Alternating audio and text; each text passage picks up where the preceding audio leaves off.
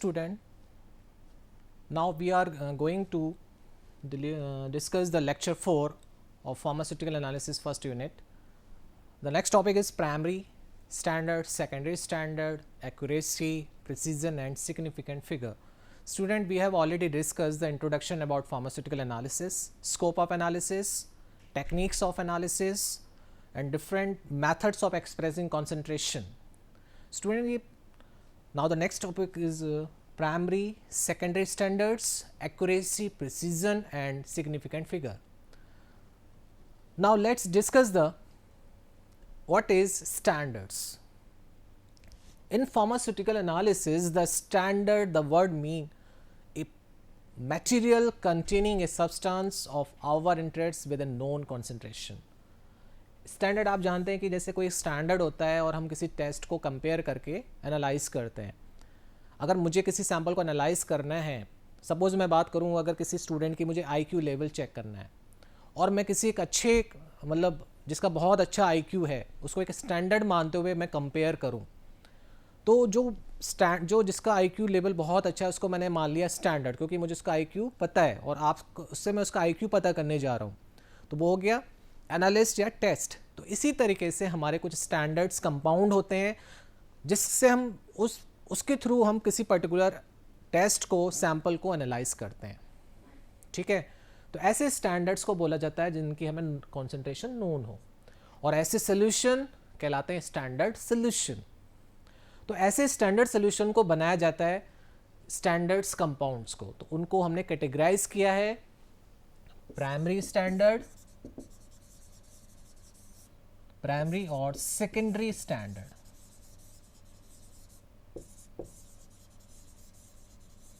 ठीक है, तो सबसे पहले आपको ये पता होना चाहिए कि what is the mean of standard. Standard mean the compound has known concentration. ठीक है, और उससे हम किसी अननोन कॉन्सेंट्रेशन को पता कर रहे हैं. तो ऐसे स्टैंडर्ड्स कंपाउंड कहलाते हैं प्राइमरी स्टैंडर्ड और सेकेंडरी स्टैंडर्ड, और ऐसे सोल्यूशन कहलाते हैं प्राइमरी स्टैंडर्ड सोल्यूशन और सेकेंडरी स्टैंडर्ड सोल्यूशन. ठीक है, now the function of standard is to provide a reference using which we can determine unknown concentration of solution. जैसे मैंने अभी बताया कि हम उसको एक एज ए रेफरेंस मानते हुए किसी अननोन कंपाउंड की कॉन्सेंट्रेशन को या सोल्यूशन को हम पता कर सकते हैं. Second is to standardised a volumetric solution. अब जैसे हम ये देखते हैं कि हमने कोई एक HCl सोल्यूशन बनाया, अब वो काफ़ी दिन तक रखा रहा, मान लो वो 10 दिन तक रखा रहा, 20 दिन तक, तो उसकी कॉन्सेंट्रेशन चेंज हो जाती है बहुत सारे environmental factor, temperature, moisture content की वजह से, तो वो उस पर्टिकुलर कॉन्सेंट्रेशन का नहीं रह जाता. तो हमें उसको पता करने के लिए हम एक फ्रेशली एक सोल्यूशन बनाएंगे, स्टैंडर्ड सोल्यूशन बनाएंगे, और जो सोल्यूशन हमारा पुराना रखा है उससे हम उसको टाइट्रेट करेंगे या फिर पर्टिकुलर उसको इंटरेक्ट करेंगे और उसकी कॉन्सेंट्रेशन एग्जैक्टली पता करेंगे. ठीक है, तो उसको बोलते हैं standardisation. Next is preparation of secondary standard and the next is to calibrate an instrument. तो किसी भी स्टैंडर्ड को रेफरेंस मानते हुए हम किसी पर्टिकुलर अननोन कंपाउंड की हम उसकी स्टैंडर्ड को स्ट्रेंथ को पता कर सकते हैं, किसी इंस्ट्रूमेंट को कैलिब्रेट कर सकते हैं. ठीक है, तो ये फंक्शंस में आते हैं स्टैंडर्ड्स के. तो स्टैंडर्ड्स को हमने डिवाइड किया है primary standards and secondary standards. ठीक है, नाउ बात करते हैं हम लोग प्राइमरी स्टैंडर्ड. तो व्हाट इज प्राइमरी स्टैंडर्ड? तो primary standard is a reagent which is very pure. ठीक है, प्योर कब होगा? जब उसमें कोई इम्प्योरिटी प्रेजेंट ना हो. इम्प्योरिटी क्या क्या हो सकती है? डस्टिंग हो सकती है, वाटर मॉइस्चर प्रेजेंट हो सकता है, कोई ट्रेस एलिमेंट्स अपनी क्वांटिटी से ज़्यादा हो सकते हैं, या उसी फैमिली के कोई और कंपाउंड उसमें प्रेजेंट हो सकता है. तो ये हमें भी ध्यान रखना है कि जो प्राइमरी स्टैंडर्ड कंपाउंड होगा वो वेरी प्योर, क्योंकि हमने टर्म लगाया वेरी प्योर, प्योर नहीं बोला, very pure. Generally representative of the number of moles the substance contain and easily weight. मतलब वेरी प्योर भी होगा और उसमें जो सब्सटेंस है वो प्रेजेंट होना चाहिए प्रॉपर प्योरेस्ट फॉर्म में और बहुत इजीली वे हो जाए. ठीक है, a primary standard is a reagent that is stable. It's not a hydrate that is has no water of hydration and has a high molecular weight. मतलब कि जितने भी हाई मॉलिकुलर वेट कंपाउंड होते हैं वो स्टेबल रहते हैं, ठीक है, और रेजिस्टेंट होते हैं वाटर से। तो ये भी हमें ध्यान रखना है कि जो भी हमारे प्राइमरी स्टैंडर्ड्स रिएजेंट्स हैं वो हाईली प्योर हों, हाईली स्टेबल हों, वाटर से कोई इंटरेक्शन ना हो और उनका मॉलिकुलर वेट हाई हो। तो ये पॉइंट हमें ध्यान रखना है। अब बात करें प्राइमरी स्टैंडर्ड्स। नेक्स्ट है primary standards are typically used in titration to determine the unknown concentration and in other analytical techniques. जैसे कि मैंने अभी बताया था कि प्राइमरी स्टैंडर्ड जो स्टैंडर्ड्स हैं हमारे, जो हमने प्राइमरी उनको यूज़ मतलब टर्म यूज़ किया है, तो उससे क्या है कि जो हमने उसको रेफरेंस माना है और उसके थ्रू हम लोग किसी पर्टिकुलर अननोन कंपाउंड की कॉन्सेंट्रेशन को पता कर सकते हैं। तो इसमें हाई लेवल ऑफ प्योरिटी होनी चाहिए, ठीक है, लो रिएक्टिविटी यानी कि हाई स्टेबिलिटी, काफ़ी दिन तक हम इसको स्टोर फॉर्म में करके रख सकते हैं, या फिर जब उसको यूज़ करना है तो हम उसको मतलब ये नहीं कि हमने बार बार हम उसको चेंज करें। तो प्योरेस्ट फॉर्म है वो हाई स्टेबल, मतलब काफ़ी लॉन्ग टाइम तक स्टोर रहे। हाई इक्विवेलेंट वेट, अभी हमने बात करा था मॉलिकुलर वेट होना चाहिए। And to reduce error from mass measurement, क्योंकि जितने भी हाई मॉलिकुलर वेट के होते हैं इनमें जब वेट लेते हैं वो इजीली वे हो जाए, ठीक है। हाइग्रोस्कोपिक नहीं होने चाहिए, मतलब वाटर से इनका इंट्रैक्शन नहीं होना चाहिए। To reduce changes in mass in humid versus dry, क्योंकि जब हम वे कर रहे हैं पर्टिकुलर सैंपल जब प्राइमरी स्टैंडर्ड का, मान लीजिए उसमें वाटर प्रेजेंट है तो सैंपल कम होगा, वाटर का भी वेट आ जाएगा, ठीक है। तो ये भी ध्यान रखना है। ड्राई इन्वायरमेंटल, नॉन टॉक्सिक होने चाहिए, इन एक्सपेंसिव एंड रेडिली अवेलेबल, ठीक है, मतलब नॉन टॉक्सिक हो, रिएक्शन ज़्यादा ना करें, टॉक्सिसिटी नहीं करें, और इसके अलावा इन एक्सपेंसिव, ज़्यादा महंगे नहीं होने चाहिए, एंड ईजिली अवेलेबल या रेडिली अवेलेबल होनी चाहिए। It should have a high relative molecular weight so that weighing error में बी निग्लेजिबल। स्टूडेंट हम लोग नेक्स्ट लेक्चर में हम एरर्स के बारे में पढ़ेंगे कि during analysis various types of errors are generated. तो most important error is weighing error. अगर हमारा सैम्पल जिसको हमें एनालाइज करना है या फिर हमें कोई स्टैंडर्ड हमें उसको वे करना है, अगर वही उसमें कुछ वेइंग एरर आ जाएगी तो हमारी जो आगे एनालिसिस रिजल्ट आएगा, एक्यूरेसी हमारी उस पर्टिकुलर रिजल्ट की नहीं आ पाएगी। तो ये बहुत इंपॉर्टेंट पॉइंट है कि अगर हम कोई भी अगर प्राइमरी स्टैंडर्ड ले रहे हैं तो उसमें कोई वेइंग एरर ना हो। तो ये सारी चीज़ ध्यान रखनी है कि not hygroscopic, high stability, high molecular wait, ये तीन चीज़ें इंपॉर्टेंट है। The substance should be readily soluble under the condition in which it is employed, क्योंकि प्राइमरी स्टैंडर्ड को हम एक रेफरेंस कम फॉर्म मान के चल रहे हैं और उनको हम reference as a standard form में रखेंगे किसी अननोन सैंपल को पता करने के लिए। तो जो भी प्राइमरी स्टैंडर्ड लिया जाएगा वो अगर हम किसी सॉल्वेंट में उसको डिज़ोल्व कर रहे हैं तो वो ईजिली डिज़ोल्व हो जाएँ, ये ना हो कि बहुत सारी उसमें कंडीशन अप्लाई करनी पड़े। तो ये भी एक कंडीशन है प्राइमरी स्टैंडर्ड को कैटेगराइज, जो सब्सटेंस में हम कैटेगराइज करेंगे। तो substance commonly employed as primary standards are mentioned below. तो कौन कौन से, जैसे हम बात करें एसिड बेस रिएक्शन में, sodium carbonate, sodium tetraborate, potassium hydrogen phthalate, potassium hydrogen iodate. तो जैसे ये सोडियम कार्बोनेट हो गया, प्राइमरी स्टैंडर्ड हो गया acid base titration, acid base reaction में सोडियम टेट्रावोरेट, इसका फॉर्मूला है Na2B4O7, पोटेशियम हाइड्रोजन थैलेट, ठीक है, एंड पोटेशियम हाइड्रोजन आयोडेट। तो these are the primary standards under acid base reaction. In precipitation reaction, silver, silver nitrate, sodium chloride, potassium chloride and potassium bromide, ठीक है। These are the primary standards under precipitation reaction. Now the next is oxidation reduction reaction is potassium dichromate, K2Cr2O7, potassium bromate, potassium iodate, sodium oxalate and pure iron. These are the primary standards under oxidation reduction reaction. Now come to the secondary standard. अब primary के बाद जो quality आएगी वो secondary में आएगी, ठीक है। तो सेकेंडरी स्टैंडर्ड को हमने कैसे डिफाइन करना है? A secondary standard is a standard that is prepared in the laboratory for specific analysis. It is usually standardised against a primary standard. अगर मैं बात करूं कि प्राइमरी स्टैंडर्ड सेकेंडरी स्टैंडर्ड में डिफरेंस क्या है, जो प्राइमरी स्टैंडर्ड्स की करेक्टरिस्टिक्स हमने देखी कि it is highly stable, not hygroscopic, highly molecular weight.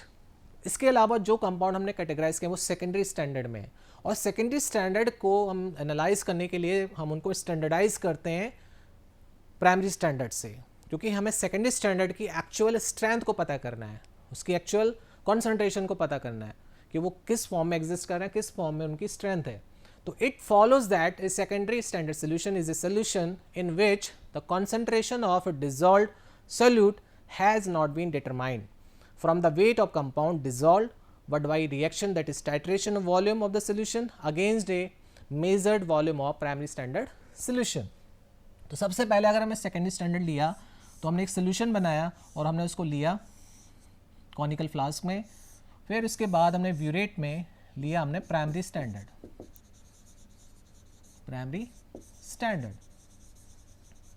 और यहाँ हमने लिया सेकेंडरी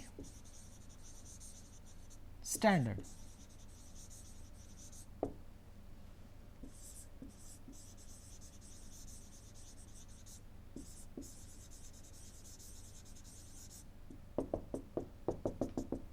तो प्राइमरी स्टैंडर्ड हाईली स्टेबल है, प्योर है, ठीक है। सेकेंडरी स्टैंडर्ड उससे विलो क्वालिटी, उसकी जो रेंज है। अब हमें सेकेंडरी स्टैंडर्ड को पता करना है by against the primary standard, तो हम इसके आपस में इंटरेक्शन कराएंगे, जैसे टाइट्रेशन कराते हैं, और एक्चुअल स्ट्रेंथ सेकेंडरी स्टैंडर्ड की हम फाइंड आउट करेंगे। तो for example secondary standard that is HCl, H2SO4, NaOH, KOH, KMnO4। तो HCl, sulphuric acid, sodium hydroxide, potassium hydroxide, potassium permanganate, these are secondary standard, and solution prepared from such substances are called secondary standard solution। अगर हम primary substances से solution बनाते हैं तो उसको बोलते हैं प्राइमरी स्टैंडर्ड सोल्यूशन। अगर हम सेकेंडरी स्टैंडर्ड सोल्यूशन की बात करें तो इसका मतलब सेकेंडरी जो स्टैंडर्ड्स हैं, हमारे कंपाउंड्स हैं, उनको हमने डिसॉल्व करके सोल्यूशन बनाया तो उसको बोलेंगे सेकेंडरी स्टैंडर्ड सोल्यूशन। अब इनकी प्रॉपर्टीज़ क्या हैं? ये secondary standard is a chemical और reagent which has certain properties such as it has less purity than primary standard. ठीक है, ये पहले हम बात कर चुके हैं, प्राइमरी के बाद सेकेंडरी आएगा, यानी कि प्राइमरी जो है वो हाईली प्योर है, बट सेकेंडरी क्या है, उससे लेस प्योर है। ठीक है, तो लेस है तो सब में ही लेस होगा, तो less stable and more reactive than primary standard, but its solution remain stable for a long time. ठीक है, and it titrated against primary standard. जैसे कि हमने बात करी कि हम सेकेंडरी स्टैंडर्ड को अगर हमें फाइंड आउट करना है तो प्राइमरी स्टैंडर्ड से उसको टाइट्रेट करेंगे। Now the next topic is accuracy and precision, the most important part. Sorry, accuracy क्या होती है स्टूडेंट्स? अगर हम एक रिजल्ट के फॉर्म में, हम जैसे हमने एनालिसिस करी, हमारे रिजल्ट्स आते हैं, ठीक है, और हमारे रिजल्ट्स जो एक ट्रू वैल्यू होती है जो हमें आना चाहिए, अगर उसके क्लोज हैं तो वो हम बोलते हैं एक्यूरेट रिजल्ट। ठीक है, और अगर हम प्रिसाइज रिजल्ट की बात करें, ट्रू वैल्यू है, उस ट्रू वैल्यू के पास ना आके अगर उससे दूर वैल्यू आ रही है लेकिन वो रिपीटिशन में आ रही है, सपोज मैं करूँ कि हमारा रिजल्ट 100.1 आना है और हमारा रिजल्ट आ रहा है 110, 110 या 109, तो हम ये बोलेंगे कि जो हमारा रिजल्ट आ रहा है बट एक्यूरेट नहीं है, क्योंकि ट्रू वैल्यू हमारी 100.1 है और रिजल्ट हमारा रिपीटिशन में आ रहा है, तो हम ये इस रिजल्ट को बोलते हैं मोर प्रिसाइज रिजल्ट, क्योंकि रिपीटिशन हो रहा है। अगर मैंने एनालिसिस एक कंपाउंड की 3 बार करी, ठीक है, और उस कंपाउंड का रिजल्ट, मेरा ट्रू वैल्यू उसकी 100.1 थी, और अगर हमारी 100 या 100.1 के पास आ रही है तो हम उसको एक्यूरेट रिजल्ट बोलते हैं। और अगर मेरे रिजल्ट तीनों, अगर रिजल्ट मेरे 100.1 से दूर आ रहे हैं और रिपीटिशन में आ रहे हैं तो वो मोर प्रिसाइज्ड। तो हम यहाँ ये चीज़ डिस्कस करेंगे। तो एक्यूरेसी क्या है? It is the degree of agreement between the measured value and the true value. Measured value कौन सी होगी? जो आप एनालाइज करके लोगे, मेजरमेंट करोगे, आपने एनालिसिस करी, ठीक है, एक्सपेरिमेंटली, और आपकी कैलकुलेशन हुई, कैलकुलेशन करके एक फाइनल रिजल्ट आया तो होगी वो मेजर्ड वैल्यू। और ट्रू वैल्यू क्या है? जो एक्चुअल वैल्यू आनी चाहिए। ट्रू वैल्यू मीन्स जो एक्चुअल वैल्यू है उस पर्टिकुलर एनालिसिस की। तो एक एग्रीमेंट है between the measured value and true value, तो इस टर्म को बोलते हैं एक्यूरेसी। ध्यान रखना है आपको, it is the agreement between the measured value and true value.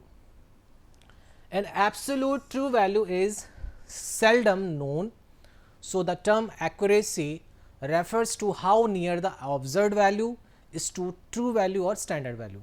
तो accuracy में हमें ये चेक करना है कि जो हमारी true value है और measured value कितने क्लोज आ रही है। मतलब मैंने एक एक्सपेरिमेंट किया, इस एक्सपेरिमेंट का रिजल्ट 100.1 आना था, ठीक है, और मैंने रिजल्ट परफॉर्म किया, मेरा 100 आया, 100.1 भी आया और 100.2 आया, 3 बार मैंने परफॉर्म किया। तो यानी कि मेरा जो ट्रू वैल्यू थी वो 100.1 थी और मेरे जो रिजल्ट थे वो बहुत क्लोज आए, तो मैं इस रिजल्ट को एक्यूरेट रिजल्ट बोल सकता हूँ या मोर एक्यूरेसी वाला रिजल्ट बोल सकता हूँ, ठीक है। तो यानी कि degree of agreement between measured value and true value is termed as accuracy. अगर हम बात करें प्रिसीजन की कि प्रिसीजन क्या है? It is the degree of agreement between replicate measurement of the same quantity. It is repeatability of a result. The precision may be expressed as the standard value, so the term precision refers to nearness between several measurement of the same quantity. इसका मतलब ये है, अभी हमने बात करी कि true value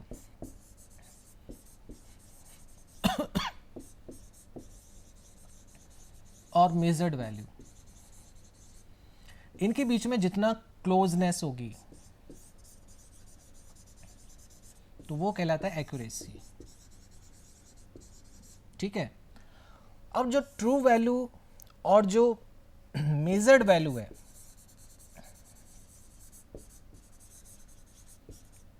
वो इससे फार अवे है, ठीक है, और रिपीटिशन में आ रही है। मतलब मैंने इसको 2-3 बार परफॉर्म किया रिपीटिशन में, और रिपीटिशन की वजह से वो सेम रिजल्ट दे रहा है, तो वो प्रिसाइज रिजल्ट होगा। आप जब प्रैक्टिकल परफॉर्म करेंगे, एनालिसिस के कोई भी एक्सपेरिमेंट परफॉर्म करेंगे, तो उसमें आप देखेंगे जब रिजल्ट्स आते हैं हमारे, तो कुछ तो बहुत क्लोज होते हैं, तो हम कहते हैं मोर एक्यूरेट। और मैंने उसको कहा कि आप उसको 3 बार परफॉर्म करो, और आपने 3 बार परफॉर्म किया और जिसमें आपकी दो वैल्यू एकदम सेम आई और थोड़ा क्लोज भी आई, तो more accurate and more precise. अगर रिपीटिशन आ रहा है रिजल्ट में, अगर हम उसको 1 या 2 बार 3 बार कर रहे हैं, तो ये टर्म आता है प्रिसीजन, ठीक है। अब हम एक एग्जाम्पल देकर इसको डिस्कस करते हैं। For example, there are 2 analyst, यानी कि 2 एनालिस्ट हैं जो एनालिसिस करते हैं, उनको एनालिस्ट बोलते हैं। सपोज एक्स एंड वाई, ठीक है। Who determine the percentage of the paracetamol in the same brand of tablet, the standard value, that is true value for paracetamol in that tablet is 100%, ठीक है। Whereas 2 analysts obtain the following result, मतलब paracetamol tablet का एक tablet आई, उसकी जो true value है वो कितनी है? 100 है, जिसको हम बोलते हैं स्टैंडर्ड वैल्यू या ट्रू वैल्यू। तो एनालिस्ट एक्स, एनालिस्ट वाई, उन्होंने उस एक्सपेरिमेंट को 4 बार किया। फर्स्ट इज उसकी इनकी वैल्यू है 99.80, 99.90, 100 एंड 99.30। इसी तरीके से एनालिस्ट वाई ने रिजल्ट निकाले 98.75, 98.75, 98.80, 98.80। अब इनकी एवरेज वैल्यू देखें तो इसकी 99.75 और इसकी 98.775। अब एनालिस्ट एक्स और एनालिस्ट वाई, हमारी ट्रू वैल्यू कितनी है? 100 है। इसने 4 बार एक्सपेरिमेंट किया, 99.80, 99.90, 100 और 99.30। आपने देखा कि इनके रिजल्ट इस वैल्यू के वेरी क्लोज हैं, इसके वेरी क्लोज हैं। यानी कि very close to true value. Analyst Y ने अपने रिजल्ट दिए, इसके रिपीटिशन आए। देखिए पहला एक्सपेरिमेंट 98.75, लेकिन मतलब दूर था उससे रिजल्ट 98.75, लेकिन रिपीटिशन हुआ। इन्हें तीसरी बार फिर किया, फिर इसकी वैल्यू चेंज हुई, इन्हें चौथी बार फिर वो रिपीट हो गई। यानी कि रिपीटिशन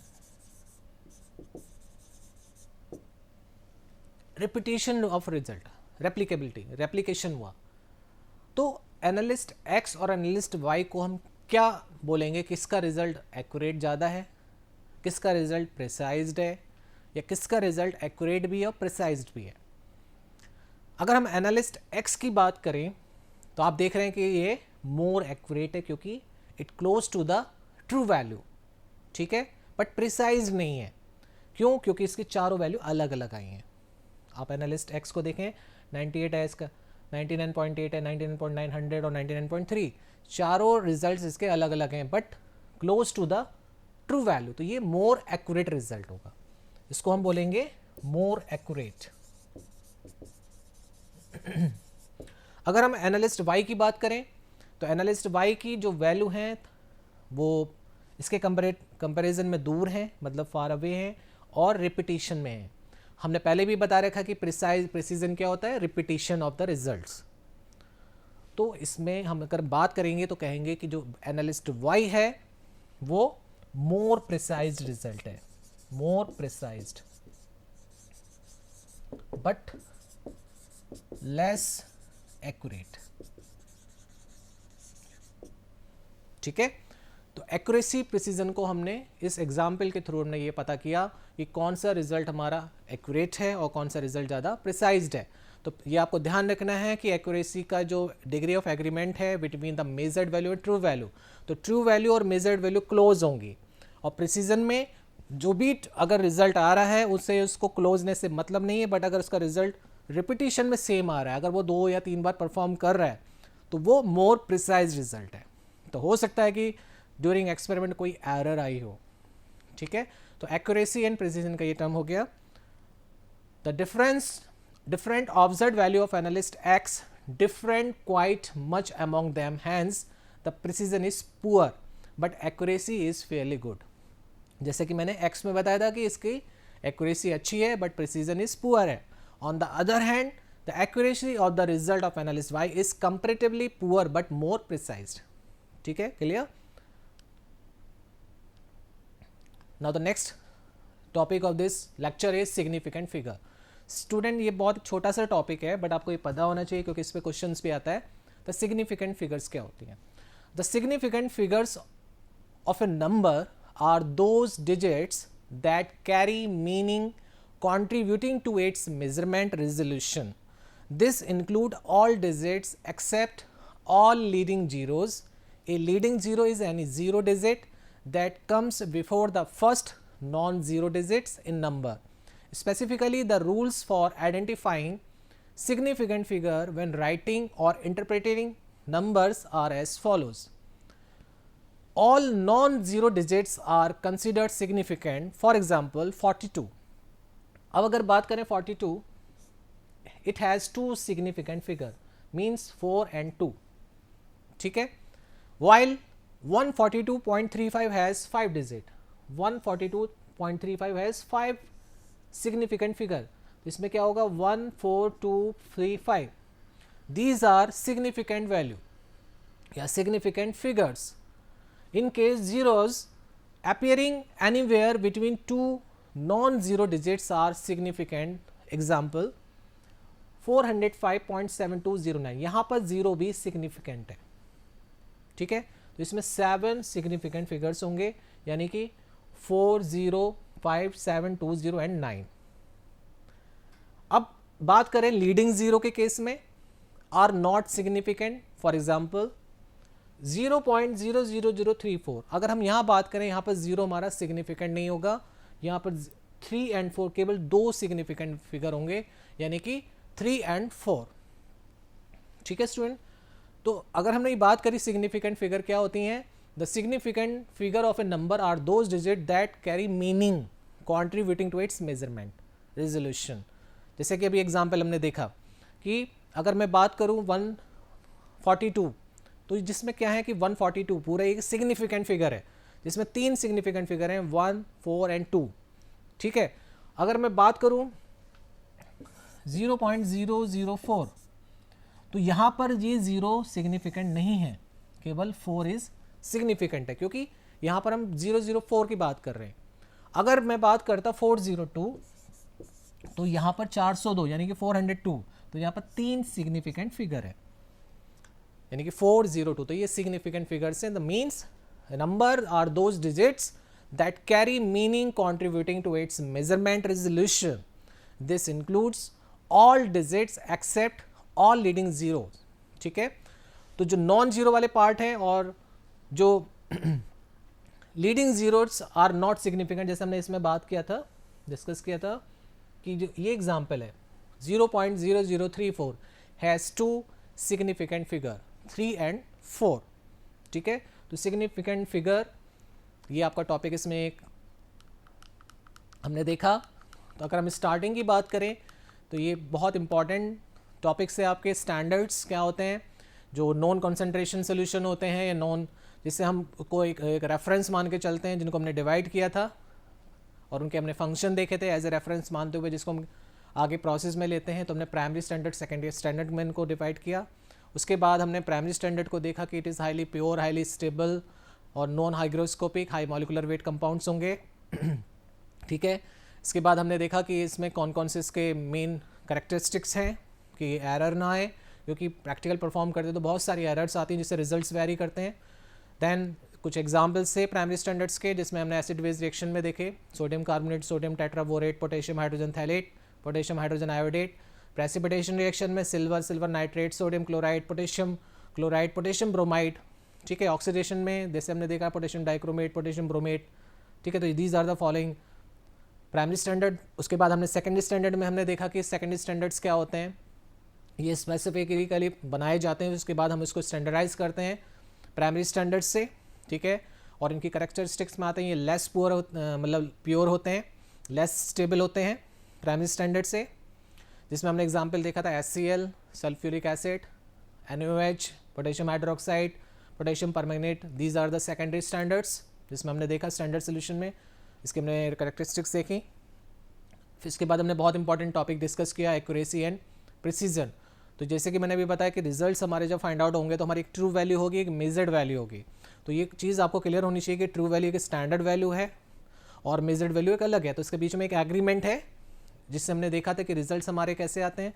प्रिसीजन वैल्यू में हमारा जो रिजल्ट आ रहा है वो रिजल्ट रिपीटिशन में बट ट्रू वैल्यू के क्लोज नहीं है। ठीक है, तो प्रिसाइज रिजल्ट होगा, जिसमें हमने एग्जाम्पल देखा था एनालिस्ट एक्स का और एनालिस्ट वाई का। ठीक है, इसके बाद हमने देखा कि सिग्निफिकेंट फिगर्स क्या हैं, जो डिजिट्स जो अपना कंट्रीब्यूशन दे रही हैं जो मेजरमेंट रेजोल्यूशन में। तो these are the significant figures. ठीक है, ये एग्जाम्पल हमने देखा। And thank you.